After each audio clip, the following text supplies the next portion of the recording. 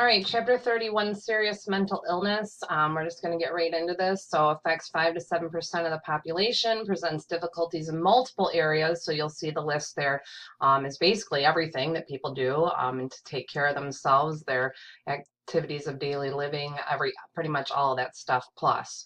It can be chronic or recurrent, so people can go back into like a remission type and then have relapse, or it can be all the time.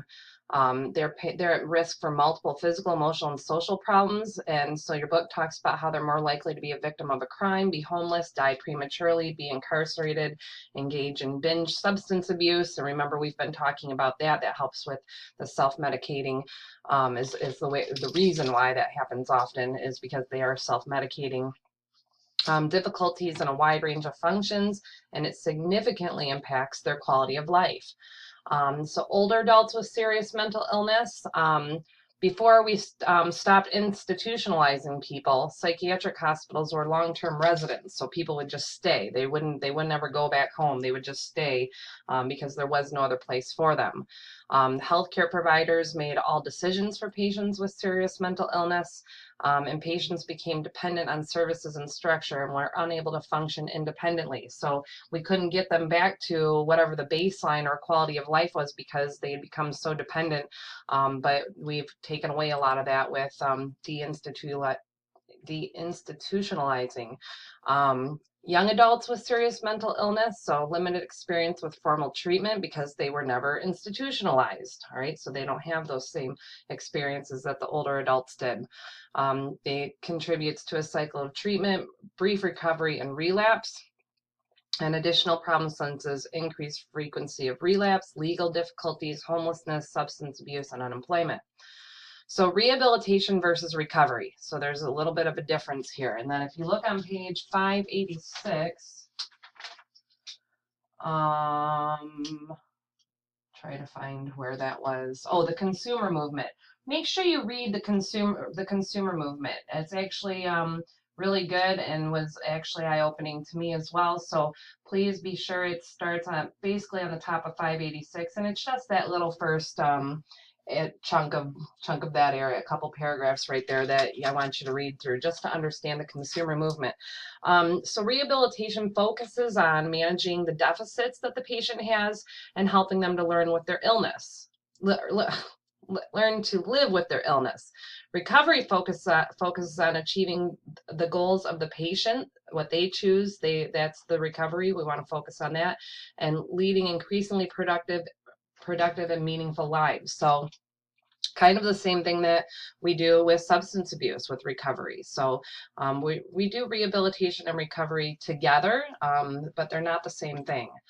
So issues confronting those with serious mental illness. So they have a hard time establishing a meaningful life. Comorbid conditions, so physical disorders. And we've already been talking about how people with mental illness tend to struggle with physical conditions as well because of limited access, stigma, and just because of the mental illness, not caring for themselves. So on average, persons with serious mental illness die 25 years prematurely in comparison to those without serious mental illness. So that's a quarter of a life for some people, so or more. Depression and suicide occurs 12 times more frequently with serious mental illness and sense of loss of their life before serious mental illness. So both those things contribute to depression and suicide. And substance abuse, 60% will abuse substances. So for self-medicating, they're bored, counteracting prescription medications. So go back to our antipsychotic medications. Those specifically have a lot of those side effects we've been talking about that people do not like, and that's why they do not stay on their medications. So if they drink or use other, illicit substances to help kind of mellow those out and counteract those undesired side effects. So issues confronting those with serious mental illness continued. And you see I've got all my stigma stuff on here. So social problems, stigma. It is the propensity, which is a natural tendency, to view and respond to others negatively based on a belief that they possess undesirable traits. So we actually talked about this in one of the clinicals, I believe, there was somebody shared that there was a patient whose face was deformed, and it took them back. Like it was, looking like, wow, it was, it's kind of shocking. So when we or when we are taking care of patients with serious mental illness and we're not used to being around or seeing that sort of thing, we can have a propensity to think negatively of them based on just how they're acting. So that's some of the undesirable traits society puts on people with serious mental illness. I mean, what's the main thing? They're crazy. All right, that person's crazy. And the reality is they're not crazy. They have something wrong inside their brain. And underneath, if they have the insight to look into it, no, they actually know that there's something wrong. So only 25% of young adults believe that one can recover from mental illness. I have this little stigma video. I'm going to play it here in a second just to kind of show you something. It's going to start with, I believe it's a thing from a movie, but it says schizo. Which again, we got to be careful, guys, with talking like that. I have been probably most lax with your group out of all the groups so far with that, because we're saying addict and alcoholic and schizo. Like that is not appropriate at all. And it's, I need to be, more firm with correcting that. And even in myself, because I do it too.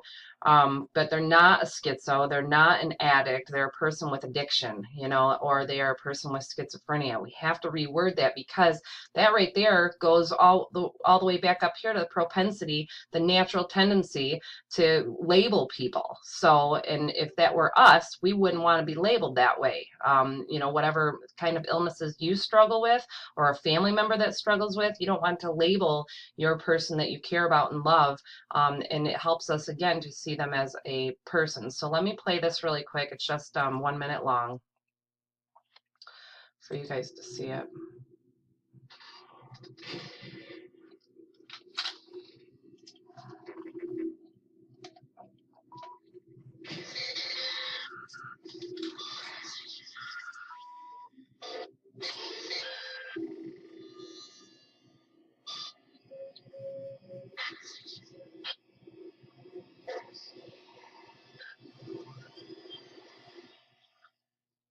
Hi there. Sorry to disappoint you if you're expecting a lunatic on a rampage. I'm Kalen, and I've been living with schizophrenia for 11 years. People like me with the diagnosis of mental illness face stigma and discrimination every day. Luckily, I've had the support of family and friends to help me live a full life. It's time to talk about mental illness. Start the conversation and pledge to end stigma at bringchangetomind.org.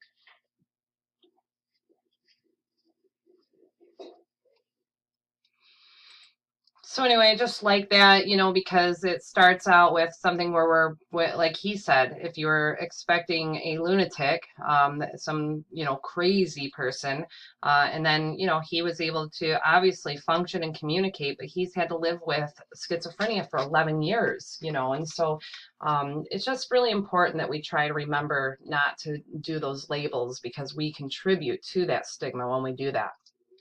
So more issues, isolation and loneliness. So because of the stigma, the poor self-image, the impaired hygiene, and imagine that living with something like schizophrenia, the poor self-image, like what is wrong with me? Why am I like this? Why is everybody else normal and I'm not? So we need to be careful and remember that, we've got to really actually help take care of these patients and be very empathetic towards their situation.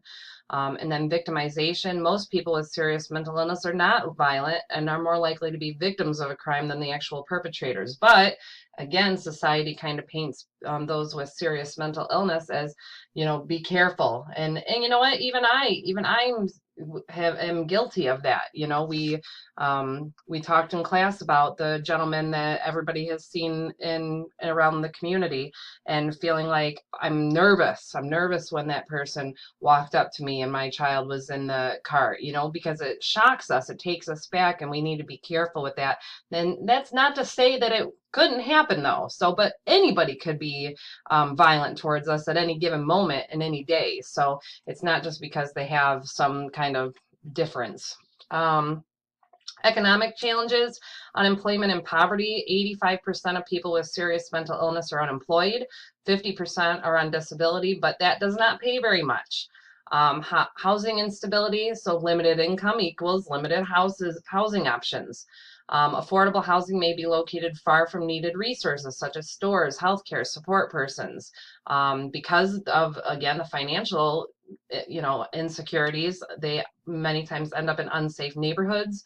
And then episodes of inappropriate behavior prevent them from being able to obtain housing, because if you're a landlord and you're seeing this, you're probably not going to trust the person that's got these inappropriate behaviors. So then caregiver burnout or burden. Adjustment is difficult for people with serious mental illness when the caregiver is gone, so they could no longer provide care, they're in the hospital, and relapse occurs often in this scenario when the main caregiver, whomever that may be, is unable to provide that care for the person. So in this last part, if we had done this in class, I have you guys break up into groups to do this. So I want you to make sure that you go over this stuff because you'll probably see it. You need to read page 588 and go through all the different things, the non-adherence, the anosognosia, which that right there is the inability to recognize one's own difficult behavior, essentially, or their own deficits. And so this, remember, we talked about that with some of the personality disorders. And now we're talking about it again with serious mental illness. And, this is actually true among so many people. I mean, I constantly deal with things like that, with patients, and they don't realize, like, it's not that they're in denial, it's they actually don't realize how difficult their behavior is. So it's just something for us to be aware of, and it helps us to be more empathetic in that situation because we know they're not doing it on purpose. They don't have the insight to recognize. But anyway, just go through that page, make sure that you read that, and then that's it for this chapter.